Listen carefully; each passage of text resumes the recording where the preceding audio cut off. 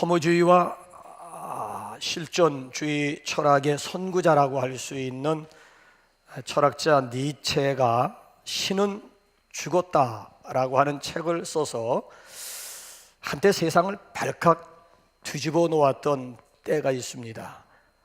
근데 여러분 그거 아십니까? 니체의 아버지가 목사였다라고 하는 사실을, 더군다나 그의 외할아버지 역시 목사였습니다. 근데 어떻게 그의 입에서 이런 말이 나올 수가 있고 이런 책을 쓸 수가 있었을까요? 오히려 니체가 강변을 합니다. 뭐라고 강변을 하는가 하면 신이 죽었는지 살았는지는 오늘의 교회를 보라는 거예요.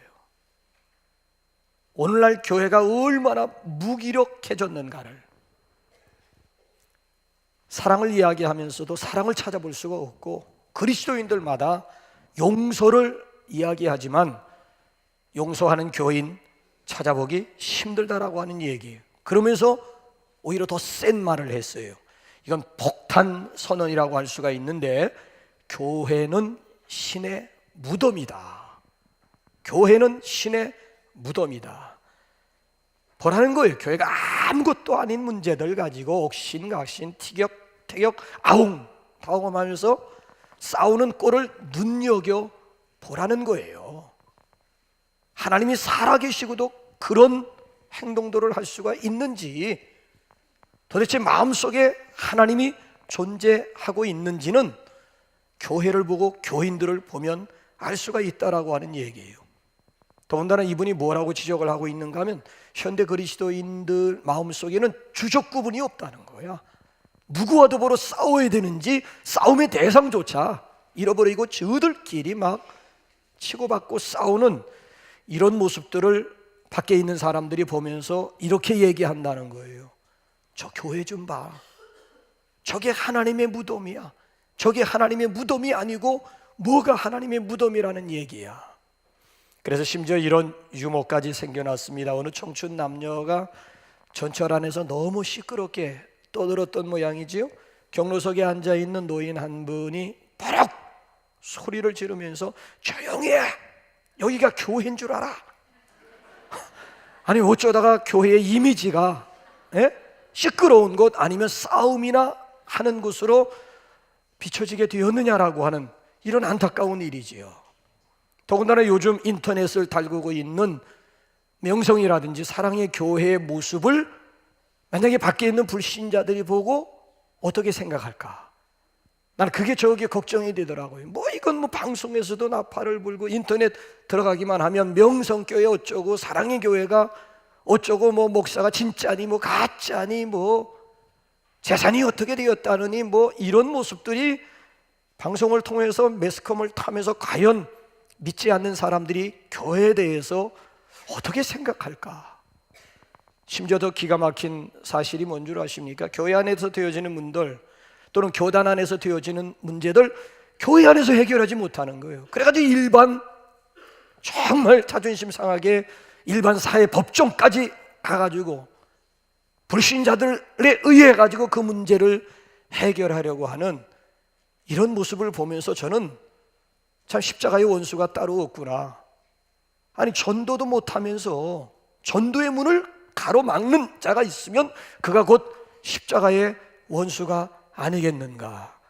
참 한마디로 말씀드리면 몇몇 사람들의 감투라든지 명예라든지 아니면 그 잘난 이권 때문에 나머지 기독교인들이 도매금으로 매수당하는 이런 모습을 여러분들은 어떻게 바라보십니까?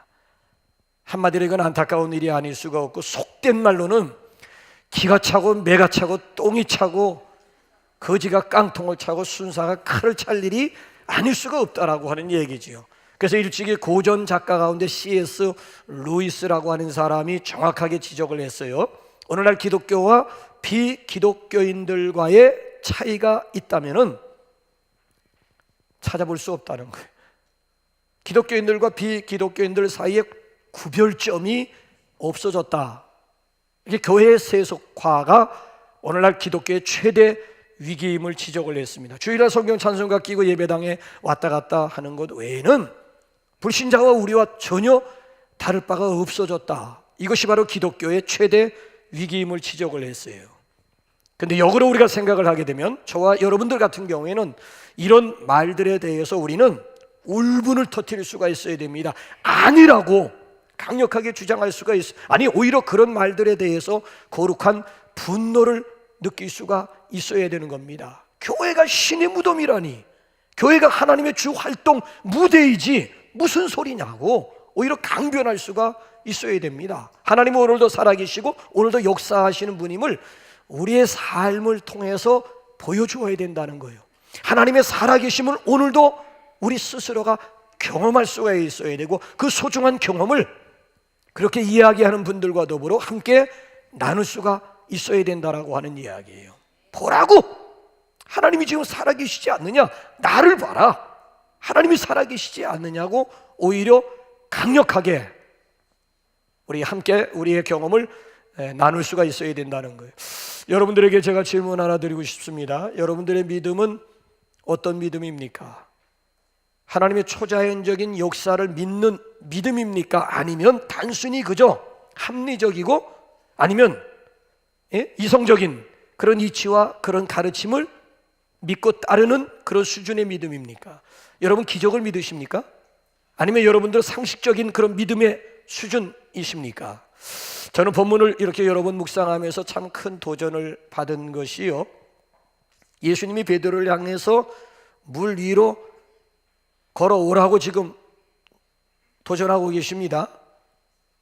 이 얘기는 무슨 얘기인가 하면 예수님이 물 위로 지금 걸어서 제자들에게로 오듯이 제자들도 역시 물 위로 걸을 수 있다라고 하는 얘기예요. 얼마든지 그리스도를 믿고 그리스도를 따르는 사람들은 초자연적인 이런 기적의 주인공이 될 수 있다는 얘기고, 초자연적인 기적이라고 하는 것은 주님의 뜻이기도 하다라고 하는 얘기예요. 여러분들 기적을 믿으십니까? 기적을 믿는 신앙이 굉장히 중요합니다. 근데 대체적으로 현대 그리스도인들 보면 초자연적인 역사라든지 기적에 대해서 알레르기 반응을 보이는 신자들이 너무 많은 거 있지요. 그거 신비주의 아니냐고. 말 함부로 하지 마세요, 여러분. 신비주의, 기독교는 신비주의는 아닙니다. 근데 기독교 신앙 요소 안에는 신비적인 요소가 있다니까요. 이건 경험으로도 설명할 수 없고 과학으로도 입증할 수 없는 신비적인 요소가 교회 안에 믿음 생활 가운데 있는. 근데 이걸 부인한다면 그런 분들에게는 성경이 아무런 의미가 없는 거예요. 성경에서 기적을 빼고 나면 남는 게 뭐가 있어요? 아니, 성경 첫 장 딱 열자마자 태초에, 그렇죠? 아니 여러분 보세요. 하나님께서 우주 만물을 어떻게 창조하신지 말씀만, 빛이 있으라니까 빛이 있고 궁창이 있으라 하니까 궁창이. 아니 성경 열자마자 기적으로 시작을 해가지고 마지막 성경 닫을 때 요한계시록 22장 보게 되면 아멘 주 예수여 오소 마라나타로 끝나는데요, 구름 타고 올라가신 예수님이 다시 그 구름을 타고 이 땅에 역사 한가운데 재림할 것이다.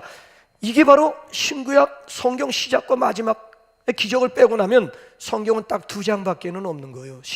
구약 겉장하고 신약 겉장, 첫 장과 마지막 2장밖에는 없는 거예요. 기적에 대해서 알레르기 반응 보일, 왜? 전능하신 하나님, 살아계신 하나님을 믿는 사람들에게 있어서 기적이라고 하는 것은 이건 당연한 얘기고, 기적이 상식이 되는 초대교회와 같은 삶을 살아야지 그게 정상, 우리가 비정상이거든요. 왜 예수 믿는데도 기적이 나타나지 않느냐? 우리가 예수 잘못 믿기 때문에 그런 것이거든요. 근데 우리가 이상하게 생각해야 되는데 오히려 기적을 추구하고 초자연적인 역사에 대해서 이야기하는 사람들에 대해서 이상한 색안경을 쓰고 본다라고 하는 것 자체가 이게 무리가 있고 문제가 있다라고 하는 이야기예요. 그래서 오늘 여기 본문 말씀을 보게 되면 보세요. 태초에 하나님이 말씀 한마디로 우주를 창조하셨다. 홍해를 육지와 같이 건너게 해주셨다. 아니면 요단강이 갈라져서 이스라엘 백성들이 젖과 꿀이 흐르는 가나안에 들어가게 되었다. 기도해서 3년 6개월 동안 하늘을 닫았고 다시 기도해서 3년 6개월 동안 닫혔던 하늘의 문이 활짝 열리게 되었다. 동정녀 탄생, 처녀가 애를 낳았는데 그게 바로 예수님이다. 아니 돌아가신 지 3일 만에 무덤문을 박치하고 다시 부활하셨다. 여러분, 이런 스토리 어떻게 여러분 생각을 하세요? 오늘 내가 그 예수님으로 말미암아 중생에서 천국 백성이 되었고 하나님의 자녀가 되었다라고 하는 것, 정말 이거 꿈만 같은 얘기들 아니겠습니까? 그런데 우리는 기적을 믿기 때문에, 예수님의 부활을 믿기 때문에 나의 현재적인 부활은 물론이고 나의 미래적인 부활도 믿을 수 있는 것 아니겠습니까? 기적 중에 기적은 예수님의 십자가와 부활임을 믿으시기 바랍니다. 예수님의 부활을 믿기 때문에 현재적인 나의 부활도 믿을 수가 있는 거예요. 그게 뭐예요? 중생의 기적 아닙니까? 태어날 때부터 우리는 죄로 말미암아 우리의 영혼이, 몸은 살아있을는지 모르지만 우리의 영혼이 죽어있는 상태에서 태어났는데, 예수님으로 말미암아 죽었던 영혼이 다시 살아나는, 이게 바로 중생의 기적이고, 이게 바로 거듭남의 신비.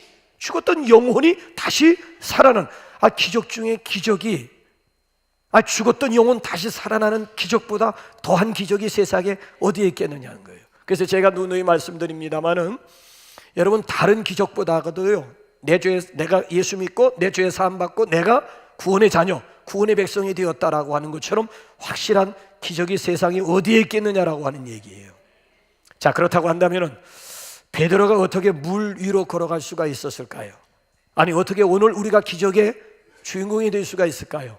기적의 현주소가 무엇일까요? 어떻게 하면 기적이, 우리 저기 프랭카드에 나와 있듯이 상식이 되는, 기적이 일반화, 기적이 상식이 되는 그런 삶을 살 수가 있을까요?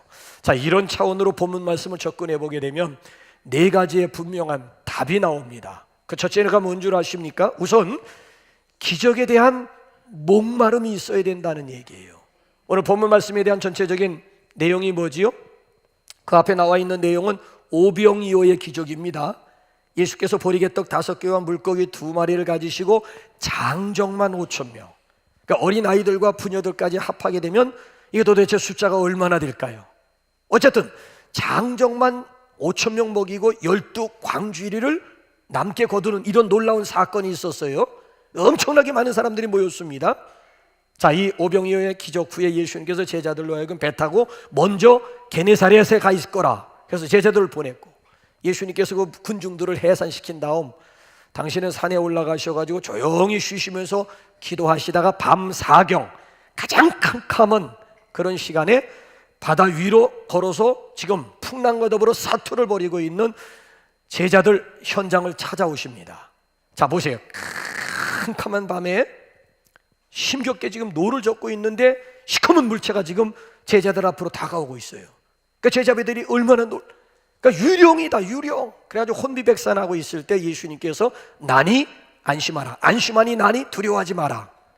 자, 그랬더니만 성질 급한 베드로가 또 튀어나오지요. 만약 주님이시면은 나를 명하사 당신에게로 오라 하소서. 그래서 주님께서 컴온 오라 그랬더니만 베드로가 지금 배에서 뛰어내려가지고 물 위로 걸어가고 있는 기적의 주인공이 되었다는 얘기예요. 자, 여기서 이제 우리가 한 가지 주목해야 될 말씀이 뭔가 하면, 여러분, 베드로가 물 위로 걸을 수 있게 해달라고 하는 그런 요청이 아니에요. 원문 성경을 보게 되면 당신에게로 오라 하소서, 당신에게로 오라 하소서. 그러니까 목적이 물이 아니고 당신, 주님이었다라고 하는 얘기예요. 나로 하여금 어찌하든지 당신에게로 가게 해달라는, 주님에게로 가게 해달라고 하는 베드로의 요청이었다라고 하는 얘기예요. 그러니까 무슨 얘기인가 하면은, 원래 여기 본문 말씀을 보게 되면 기적이라고 하는 것은 주님께 가까이 가기 위한 하나의 수단에 불과하다라고 하는 얘기예요. 그러니까 신앙생활의 목적을 기적에 두면 안 된다는 거예요.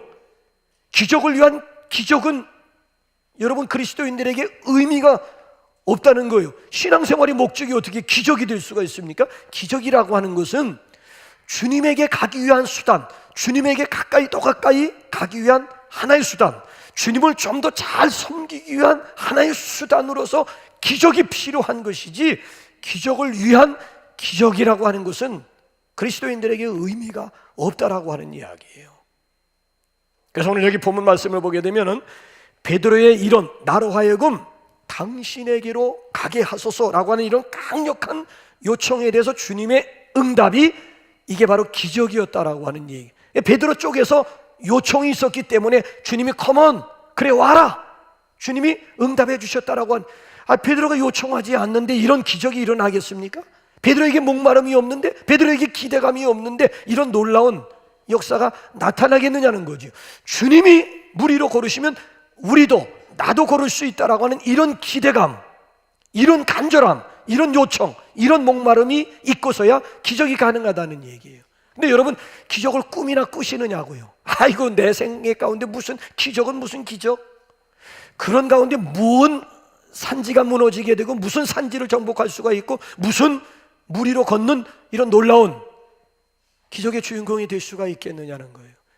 여러분들 마음속에 기적을 믿는 신앙이 있느냐라고 하는 도전, 기적에 대한 목마름, 기적에 대한 간절함, 기적에 대한 요청이 있느냐라고 하는 도전이에요. 그래서 우선 기적에 대한 목마름이 필요하다라고 하는 얘기고요. 그런가 하면 두 번째로는 모험과 도전 가운데 기적이 일어납니다. 자, 본문을 통해서 우리가 분명하게 알 수 있는 한 가지 사실은요, 베드로가 예수님의 기적, 예수님의 능력을 경험하기 위해서는 배에서 바다로 뛰어 내렸다라고 하는 사실이에요. 안전한 배 안에 있던 베드로가, 지금 뭔가를 붙잡고 있었던 베드로가 그 손을 놓고 그리고 바다 위로 뛰어 내렸다라고 하는 분명한 사실이에요. 아니, 도전도 이런 도전이 어디 있어요? 모험치고 이런 모험이 세상에 어디에 있겠습니까? 지금까지 살아오면서 이런 도전, 이런 모험 해봤을까요? 이 굉장한 얘기가 아닐 수가 없는 것이지요. 저는 텔레비전을 보면서요, 맨 처음에 그 장혁이라고 하는 친구가 최민수인 줄 알았어요. 생김새도 비슷하고 말도 비슷해가지고 한동안 텔레비 보면서 계속 장혁을 보면서 최민수로 알고 텔레비를, 근데 어느 날 보니까 같이 나온 거 보니까 내가 저 친구가 최민수가 아니었네. 근데 그 친구가 어느 방송에서 그런 고백을 하더라고요. 배우 오디션 장혁이라고 하는 친구가 몇 번 떨어졌는 줄 아세요? 뭐 10번, 100번 떨어졌다면 제가 이런 얘기 할 필요도 없겠죠? 뭐야, 그럼 100번 이상 더 떨어진 거예요. 119번 오디션 떨어진 거예요. 여러분들 같으면 어떻게 하시겠어요? 나는 소질이 없는가 보다, 나는 재능이 없는가 보다, 이 길이 내 길이 아닌가 보다. 100번, 119번 떨어졌다니까, 119번, 119 떨어졌다니까. 그런데도 이 친구를 보면 포기하지 않고 계속 도전하는 거야. 그래서 결국 120번째 가가지고 배우 오디션에 합격. 대기만성이라고 늦게, 자기 동기들보다는 늦게 배우 입성을 하지만은 여러분 보세요, 인기 최고 절정을 누리는 그런 주인공 배우가 되었다라고 하는 얘기예요. 포기했더라면 오늘의 장혁이라고 하는 친구가 브라운관을 누빌 수가 있었을까요? 포기하지 않고 계속 도전했더니만 결국 7전 8기의 주인공, 대기만성의 주인공 자리에 우뚝 설 수가 있었다라고 하는 이야기예요. 여러분, 베드로의 행위에 대해서 제가 왜 도전이요 모험이라고 하는 표현을 했는가 하면은, 베드로라고 하는 사람은 바닷가에서 잔뼈가 굵은 사람이에요. 태어날 때 바닷가에서 태어나서 아예 성장하면서 바닷가에서 성장해서 지금 이제 가정을 꾸리고 있는 지금 이 시간까지 그의 직업이 어부예요, 어부. 근데 지금까지 한 번도 바다 한가운데서 배에서 바다로 뛰어내린 일, 아예 그런 거 생각조차 하지 않았던 사람이에요. 아니, 그런데 오늘에 와가지고 배에서, 그것도 캄캄한 밤 사경에 바다에 뛰어내렸다. 아니 여러분, 모험치고 이런 모험이 어디 있고 도전치고 이런 도전이 어디에 있느냐고요. 결국 모험하고 도전했더니만 기적의 주인공으로 우뚝 설 수가 있었다라고 하는 것 아니겠습니까? 오늘 여러분들이 안주하고 계시는 곳이 어디요? 여러분들이 안주하고 있는 곳이 무엇입니까? 여러분이 지금 붙잡고 있는 여러분의 배가, 배에서 손을 놔야 되고 배에서 물결로 뛰어 내려야 함에도 불구하고 여러분들이 움켜쥐고 있는 여러분의 배는 무엇이냐라고 하는 이야기예요. 안주하고 있는 그 자리에서 일어날 수 있기를 주님의 이름으로 축원합니다. 안주의 종착역이 있다면 그건 무덤입니다. 무덤. 사람이요, 여러분 우산에 서면 앉고 싶고 앉으면 눕고 싶고 누우면 잠자고 싶은 거, 이거 잠자면 끝이 없는 거예요. 잠은 끝이 없는 거예요. 잠은 잘수록 누를 수밖에. 이게 바로 인지상정이에요. 그러니까 이 안주의식의 종착역은 결국 무덤이라고 하는 이야기가 나오는 거예요. 자, 이런 의미에서 믿음은 또 하나의 도박이라고도 할 수가 있고, 믿음은 모험이라고도 할 수 있습니다. 그래서 도전과 모험 가운데 놀라운 기적의 역사가 나타났고요. 자, 세 번째로는 예수님에게 시선을 고정시켜야 됩니다. 보세요. 베드로가 배에서 내려서 예수님을 바라보고 걸어갈 때는 노 프로블렘, 전혀 문제가 없었어요. 그런데 거기 본문 말씀을 보게 되면은 28절, 24절 말씀을 보게 되면 바람이 불고 물결, 풍랑이 일어나기 시작을 합니다. 예수님을 바라보는 시선에서 바람을 바라보는 그 순간, 자, 우리 한번 30절 한번 상반절 한번 화면 한번 보실래요? 시작. 바람을 보고 빠져가는지라. 바람을 보고 빠져가는지라. 바람을 바라보면 빠질 수밖에 없다는 거예요. 교회 생활하고 믿음 생활하면서 사람을 바라보면 빠질 수밖에 없습니다. 사람 바라보면 실망할 수밖에 없고, 사람 바라보고 믿음 생활하면 실족할 수밖에 없고, 사람 바라보고 믿음 생활하게 되면 결국 시험에 빠질 수밖에 없다는 거예요. 그래서 사람도 바라볼 것이 못되고 환경도 바라볼 것이 못되고, 오로지 우리의 시선은 어디에 고정시켜야 돼요? 예수 그리스도만을 바라보아야 할 줄로 믿습니다. 그래서 히브리서 12장 2절 말씀을 보게 되면 믿음의 주요 또 온전하게 하시는 이인 예수를 바라보자 라고 말씀합니다. 믿음의 주인 되신 예수 그리스도만을 바라보고 신앙생활을 해야, 그렇죠? 환경과 사람들과 상관없이 믿음의 선한 싸움 싸우고 기적의 주인공이 될 수가 있지, 우리의 시선을 옮기는 그 순간은 빠질 수밖에 없다는 거예요. 오늘도 여러분의 시선을 빼앗는 요소들이 여러분들을 약하게 만들고 여러분들로 하여금 바닷속으로 빠져들게 하는 바람이 뭐고 물결이 뭡니까? 혹시 부정적인 자아라든지 굴절된 자아는 아닌지요? 병든 자아로부터 예수님을 바라보게 하시는 분은 살아계신 성령님이신 줄로 믿으시기 바랍니다. 근데 사탄은 정반대의 일을 하는 거예요. 사탄은 그리스도를 생각하는 대신 환경 아니면 내 자신을 생각하게 만들고 내 자신을 묵상하게 만들어요. 여러분, 사탄은 계속 우리의 귀에다 대고 속삭입니다. 내 죄는 너무 커서 용서받지 못한다. 너 언제 진정한 의미 가지고 깊이 너 회개해 본 경험 있냐? 너 끝까지 믿음 지킬 수 있는 자신 있어? 너 다른 사람들이 가지고 있는 그 신앙적인 희열이라든지 기쁨 없잖아.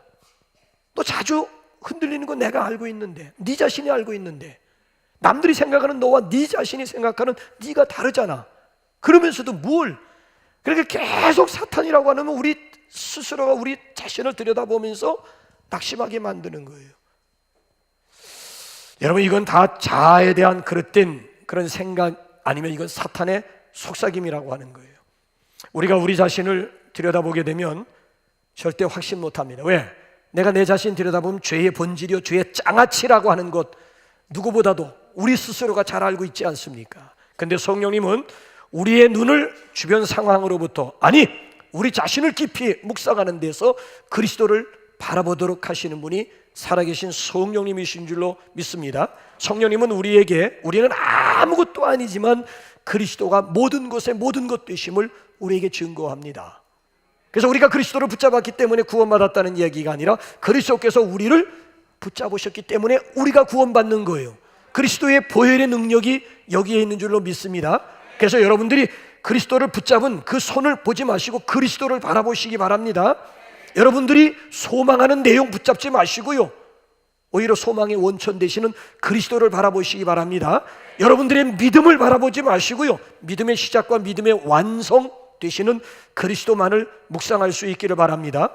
우리 영혼에 안식을 주는 것은 우리가 어떤 존재냐가 아니에요. 그리스도가 어떤 분이냐, 이게 중요한 거예요. 내가 어떤 존재냐, 어떤 존재긴 뭐 죄의 본질인데 뭐 그러니까 우리 영혼에 오늘도 안식과 평안을 가져다 주는 것은 내가 어떤 존재냐 보다도 그리스도가 어떤 분이냐가 굉장히 중요한 거예요. 사탄을 물리치고 하나님과 화목하는 비결은 예수 그리스도를 바라보는 것입니다. 기적의 주인공이 되는 것도 그리스도를 바라보는 데 있습니다. 이 시간 저와 여러분들의 시선을 우리 주님에게 고정시킬 수 있기를 주님의 이름으로 축원합니다.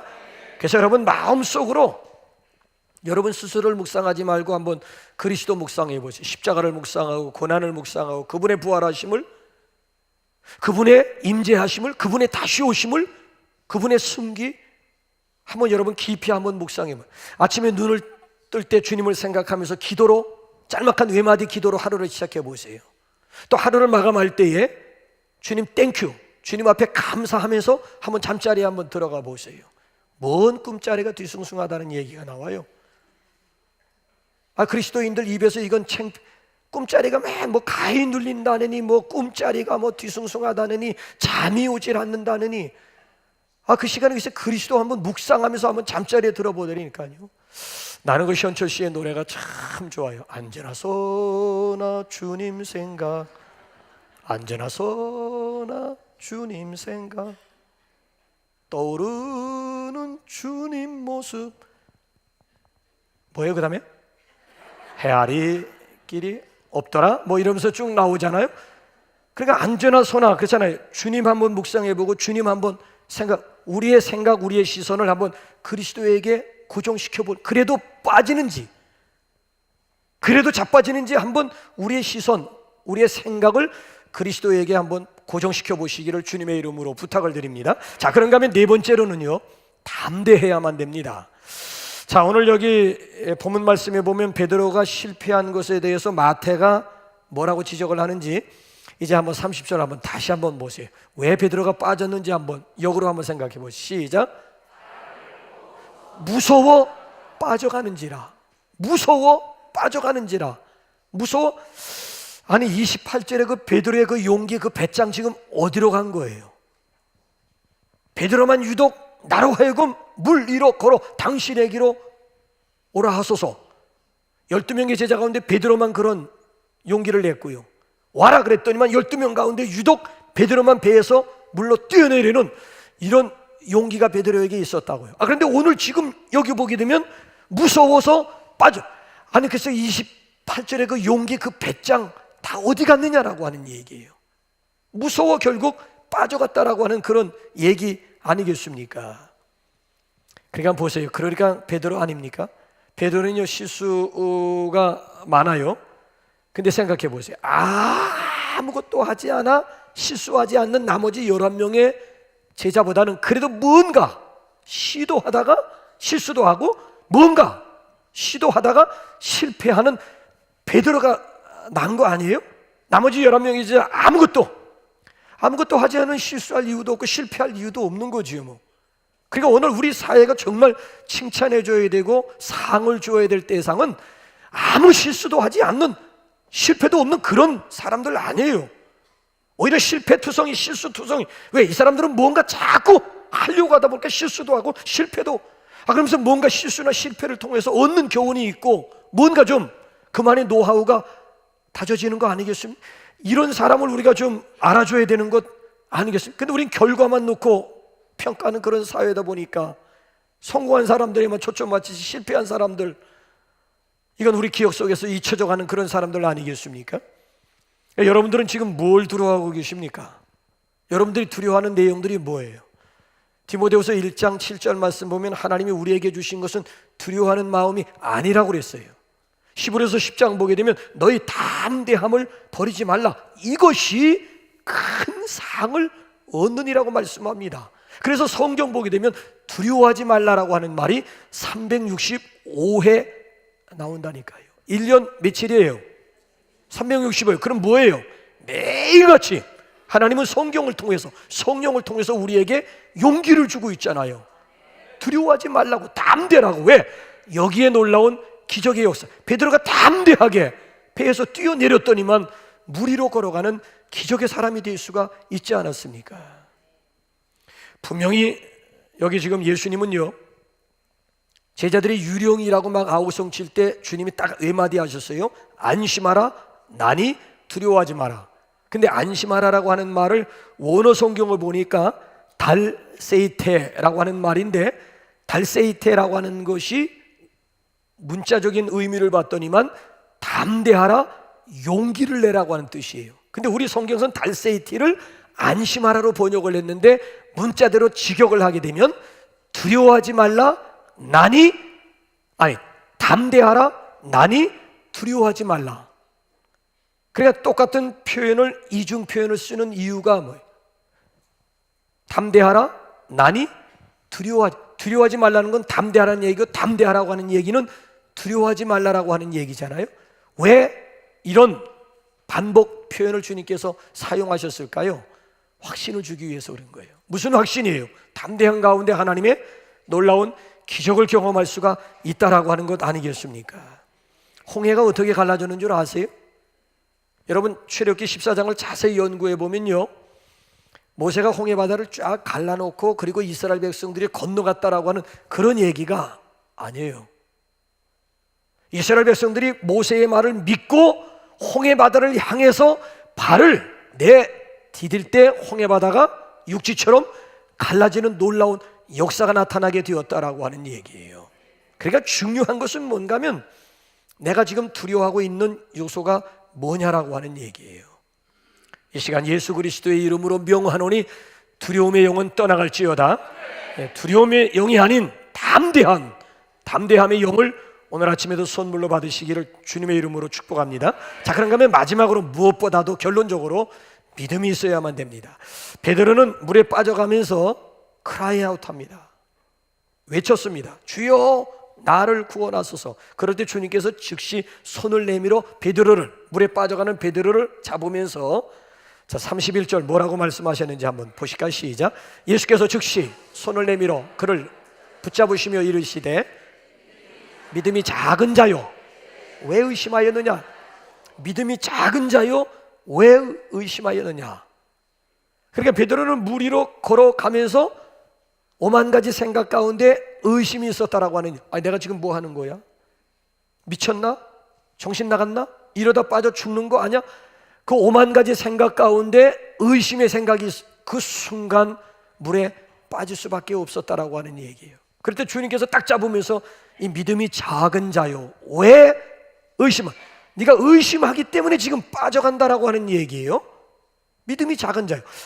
믿음도 작은 믿음이 있고, 우리 새벽 시간에 공부한 대로 로마 백부장은 내 믿음이 크도다. 그 크다라고 하는 얘기는 메가톤이라고 하는 헬라어거든요. 메가톤급의 믿음이다. 아니, 이방인을 향해서는 믿음을 칭찬하는데 내 믿음이 크도다라고 칭찬하고, 오늘 여기 베드로를 향해서는 이 믿음이 적은, 그러니까 믿음이라고 다 똑같은 게 아니라 작은 믿음이 있는가 하면 큰 믿음이 있고, 야고보서에 보게 되면 산 믿음이 있는가 하면 죽은 믿음도 있고, 하나님을 향한 믿음이 있는가 하면 귀신의 믿음도 있고, 온전한 믿음이 있는가 하면 온전하지 못한, 그러니까 이 믿음이라고 해서 다 같은 믿음이 아니로구나. 그러니까 이 사순절이라고 하는 기간은 어떤 기간인가 하면 우리의 작은 믿음의 용량을 키울 수 있는 아주 절호의, 예수님의 십자가와 부활을 묵상하면서 주님 앞에 나오는데 그 마음속에 있는 믿음의 그릇들이 커지지 않겠어요? 우리의 시선을 지금 십자가와 부활에다가 초점을 맞추는데, 신앙의 본질을 묵상하면서 매일 새벽을 깨우는데 40일 동안 새벽을 깨우게 되면 지난해보다는 우리 믿음의 그릇, 믿음의 용량이 좀 더 커지고 넓어지지 아니하겠느냐라고 하는 이런 얘기예요. 믿음의 원조가 누구지요? 믿음의 조상, 믿음의 원조가 누구예요? 아브라함이죠. 아브라함은 어떤 믿음의 소유자였는 줄 아십니까? 우리 끝으로 한번 로마서 4장 17절 18절 한번 읽어보면서 같이 찬양할까요? 시작. 기록된 바 내가 너를 많은 민족의 조상으로 세웠다 하심과 같으니 그가 믿은 바 하나님은 죽은 자를 살리시며 없는 것을 있는 것으로 부르시는 이시니라. 아브라함이 바랄 수 없는 중에 바라고 믿었으니 이는 내 후손이 이 같으리라 하신 말씀대로 많은 민족의 조상이 되게 하려 하심이라. 아브라함이 믿음은 한마디로 어떤 믿음이에요? 바랄 수 없는 중에 바라고 믿는 믿음이었음을 증거합니다. 소망할 수 없는 중에 소망하는 믿음이었다는 거. 생각해 보세요. 90세 먹은 할머니가 100세 먹은 할아버지가 무슨 애를 낳는다는 얘기예요.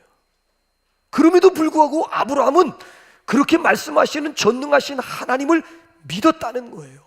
없는 것도 있는 것 같이 부르시고 죽은 자도 살리시는 그 하나님을 믿었다는 거예요. 그 믿음의 결국이 이삭입니다. 100세 먹은 할아버지가 결국 아들을 낳아가지고 품에 안았다라고 하는 것 아니겠습니까? 그래서 갈라디아서 3장 4장 내용을 보게 되면은 믿음이 있는 사람은 믿음이 있는 아브라함의 후손이고 믿음이 있는 사람은 믿음이 있는 아브라함과 동일한 복을 받고 믿음이 있는 사람은 오늘 여기 본문 말씀으로 돌아와 보게 되면 기적의 주인공이 될 수가 있습니다. 여러분들의 믿음은 어떤 믿음입니까? 오늘도 하나님의 살아계심을 믿음 가운데서 경험할 수 있기를 주님의 이름으로 축원합니다. 기적이 더 이상 남의 얘기가 아니고 저와 여러분들의 스토리가 될 수 있기를 주님의 이름으로 축원합니다. 기적이 상식이 되는 초대교회와 같은 우리 남북교회가 될 수 있기를 주님의 이름으로 축원합니다. 우리 시간 찬양하십시다. 할 수 있다 하면 된다 해 보자. 믿는 자에게 능치 못함이 없어요. 우리 입으로 선포하면서 우리 가사를 생각하면 본문